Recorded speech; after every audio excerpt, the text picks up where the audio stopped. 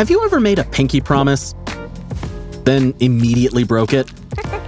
Promises might just seem like words, but in the legal system and government, they are crucial and part of a tradition that dates back hundreds of years. Before we were the United States, colonial officials, known as loyalists, swore an oath to the crown, England and King George. We all know how that turned out. So, when the framers gathered for the Constitutional Convention in 1787, they decided that elected officials in the new United States would pledge an oath not to a person, but to an ideal, the Constitution, and all that it stood for.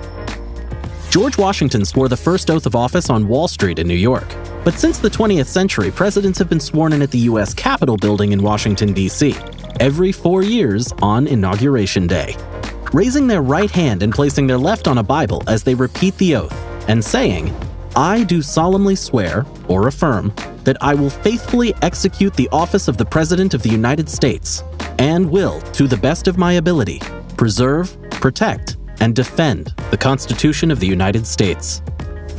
But the Constitution doesn't stop there. It goes on to require, in Article 6, that all government officials be bound by oath. In the first act of Congress, the wording was agreed.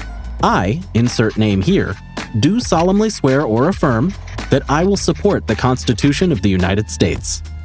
Since then, the Congressional Oath of Office has changed some. During the Civil War, Abraham Lincoln expanded the oath to identify possible spies and dissenters. It was a little wordy. But in 1884, the ironclad oath, as it came to be known, was replaced with the oath we still use today. So, what happens when officials break the oath? Well, punishments range from a fine to impeachment and even prison. Since 1789, 15 members of the Senate and 5 members of the House have been expelled for breaking the oath. The first, Senator William Blount, was impeached for treason. And the last, Congressman Jim Traficant, for financial crimes.